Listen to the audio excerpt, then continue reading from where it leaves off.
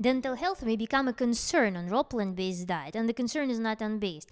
However, it is not raw foodism itself that promotes thinning of the enamel, weakening, erosion, possible gum problems. It's literally the choices that we make, the habits that we build. So it becomes something that we can control. And today I would like to share 6 antagonists of healthy teeth that you may face on raw plant-based diet. I will suggest how we can avoid them and mitigate their negative action. So let's start with number 1. Number 1 in my list is unripe fruits. Of course, having access to all fruits in the world comes at an expense of them being plucked prematurely. They contain a huge amount of organic acids that prevent them from premature decay before the seed actually matures for propagation, for like fruit to be eaten by the animals to propagate the seed. This acid prevents the fruit from being eaten by those animals. Most of the fruits that we see on the shelves at the store, they come unripe. When we eat unripe fruits, not only we're not getting the table values of vitamins, minerals that are supposed to be in the fruit when it ripens on the tree under the sunlight, sucking up all the nutrients the tree has to provide to the fruit. But at the same time, we are getting all this mechanical chemical polishing device that is filled with super powerful acid. The fruit is firm, so eating those peaches that you find in June will be very detrimental for the teeth. I can say this because after wearing braces and aligners cumulatively probably for 7 years of my life, I developed several gum recessions. So those are extremely sensitive sites. I'm always very mindful about what I eat to not make those areas sensitive. And unripe fruits are the leading cause of increased super sensitivity that I would avoid religiously almost.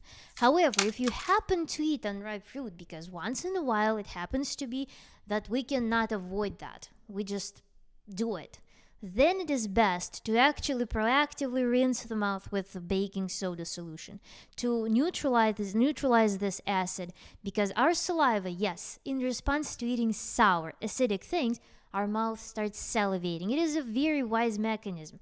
Saliva draws minerals to first neutralize the acid and then remineralize the enamel. Our teeth are actually a living system. They're innervated, they have blood supply, they have a very complex structure, and they are related to our facial bone, to our facial skeleton that retains youthfulness of our face. So this is a very alive system. Our teeth are constantly getting desorbed and resorbed. So saliva draws minerals superficially to replenish the enamel. However, when we get some huge amount of acid that immediately etches away the teeth, we can opt for some assistance, opt for some help using very alkaline solutions such as baking soda solution. Then eating too much sticky and sweet things. By sticky and sweet things on raw plant-based diet, we imply dates, raisins, dried apricots, prunes, whatever you prefer. Basically cranberries, maybe cherries. All of those things are super bad for teeth because they don't contain juices that make them easily soluble, easily removed from the teeth surface. They actually do stick. Sometimes they stick in hard to access areas. The saliva doesn't have access to them. Bacteria attacks those sites and starts producing acid that eventually erodes the enamel. Same thing basically as with eating some cookies, grains and stuff on a conventional diet. So those things, since they like to hide and hard to access things like in gum pockets between the teeth, it is very important that after eating sticky and sweet things, you go and floss. You go and use water floss, for example, because this will be the most optimal tool for that. So sticky and sweet things are to be minimized in the diet. Then, aspect number 3, not supplying sufficient minerals with your diet. Minerals is the only thing virtually that we cannot synthesize. Minerals is something that we should get from the diet. We must get it from the diet. If people have not sufficient mineral intake, then we start desorbing skeleton, we start desorbing teeth, and that becomes a huge problem. Body will get the minerals from whatever source, and unfortunate thing would be if it gets it from from the skeleton, from bone tissue. So we don't want that. So it is important to include such foods in your diet as seaweed, as wild greens, and some nutritious seeds and nuts. This is very important to do. Eat minerals. Eat foods rich in magnesium, calcium, silica. These things are super, hyper, mega important for whatever system of tissues, organs you are concerned about. Minerals. And a raw vegan diet has an advantage because minerals come by available form, often in complexes that promote mutual action, like magnesium, calcium will come in good proportions, also supplied with vitamin C, also supplied with iron, with the vitamins that promote absorption of those minerals, absorption and utilization of those minerals. Absolutely think about that. Don't get trapped in the notion of that, okay, we're fruitarians and we can eat only the fruit. If you have fruit that is grown in the wild, if you have access to those ripe, beautiful fruits in their natural environment, then sure, try it. But most of the time, we get farm-grown foods. Farm-grown foods will not have table values of vitamins and minerals, as I mentioned before. Supplementing with functional foods that are not necessarily from the family of fruits that we are morphologically designed for consuming will be very beneficial and necessary for literally every individual on the planet. Whether people like on normal diet, standard diet, mathematically normal diet, or person on vegan, raw vegan diet. It is just a must. Then, number 4, eating liquid food only. I already mentioned that our teeth, they are going deep into the jaws.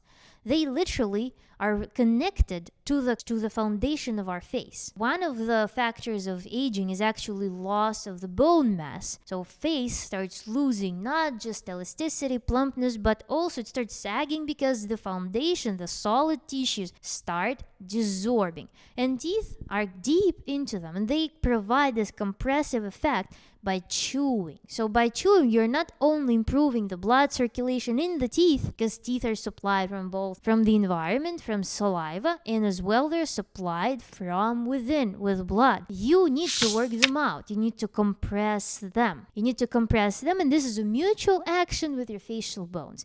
It is really important to stimulate your gums to improve the blood circulation. By chewing, you stimulate gums, those soft tissues. You go deep, you compress those bones. You draw a lot of blood to your teeth. So you make sure that you actually deliver the nutrition that your teeth deserve, that your teeth require. So this is very important, not just opt for liquid food only, even though, of course, there are systems of this infinite detox. There will be people who do enemas and liquid foods only, and plus some bentonite and stuff like that, who just obsessively cleaning themselves, forgetting that they actually need some supply. They need to put their body to work. They need some roughness. They need to work out those vital tissues, vital elements of our well-being. So then, number 5, another factor that can deteriorate oral health is constant snacking. Not only you constantly stimulate your insulin production, you also don't let your mouth simply restore its alkaline pH in order to let your teeth remineralize. So if you're constantly supplying acid, sugar turns into acid by the bacteria, you are just not letting your body restore the enamel. You don't give it opportunity to do so. So constant snacking will eventually lead potentially to the weakening of the enamel or even gum problems. Again, unlike conventional diet, and if you're not introducing sticky foods, it is likely that those things that you're consuming will be easily washed away with saliva. But if you're always having something like that gets into your mouth constantly, then you just don't have a gap of time for things to stabilize and restore. To support your reparative function, you need to stop snacking. If you're struggling with that, make a schedule, literally make a timetable, for a child, for a school child, and have this time I have to my morning exercises, then I go for a walk, then I have a breakfast, then from breakfast to lunch, you must have no gaps. you must do something. Figure out your anxiety, figure out your compulsive eating, figure out all of those things. All psychological problems that lead you to always like trying to satiate yourself. Satiate yourself emotionally, solve this problem, and stop snacking. Eat food like 2-3 times a day, let's say. And outside of that, have a drink or some, I don't know, juicy fruit, followed by a glass of water to flush away all the acid, assist your body. Then another thing that I wanted to mention, number 6, is apple cider vinegar. Apple cider vinegar makes an amazing dressing, and it is a very healthful thing. Despite that, excessive consumption of apple cider vinegar can lead to the same consequences as unripe fruits. We usually add apple cider vinegar to the salad. Basically, you imitate what an unripe fruit would do, so I would suggest that you dial back on apple cider vinegar amount in your food to avoid increasing sensitivity of your teeth. Find this optimal proportion for your dressings and drop it down just a little bit, because otherwise you're chewing on this majestic salad filled with minerals, filled with vitamins. And it's usually a very hard work of chewing, so you literally strenuously apply this acid to your teeth. You're grinding your teeth with acid, and this is a very bad thing. I would really suggest that you make sure that you're adding just enough of apple cider vinegar, because again, its health benefits are undisputable. But being smart with that is really valuable as well. So those are the 6 things that can negatively impact the dental well-being. With that in mind, I would like to mention that despite the fact that I'm very drawn to the ideas of naturalism, and naturalism kind of doesn't imply that we're using a toothbrush and toothpaste and so on and so forth, I am a strong proponent of proper oral hygiene. I'm against using fluoride toothpaste. I'm against using toothpaste infused with a bunch of chemical stuff. So I would suggest that you find a good natural toothpaste. I personally use Aromare. So the link will be in the description. You can purchase it and try it. It has very delicious flavor. I love it, and it's mostly natural. I mean, I don't see the difference between that toothpaste and any other toothpaste that I used in the past that were supposed to be functional. Besides Sensodyne, that literally numbs the sites in which you may have sensitivity. It's not a desirable thing for me. So I avoid using the toothpaste that numb the nerves, because I want to feel when I'm doing something wrong. This paste is really nice, but again, has only cosmetic effect for the most part.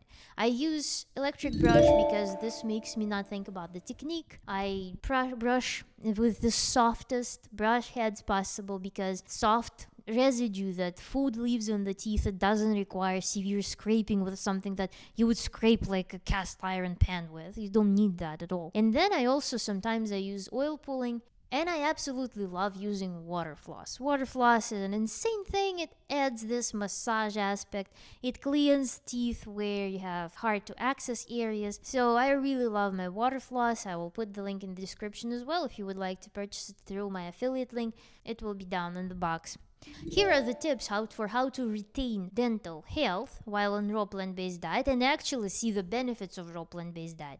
It's such a nutritious diet when it's approached smartly, when it's approached mindfully, that you will likely notice drastic improvement in quality of your teeth on the raw diet, given that you follow the things that I just listed.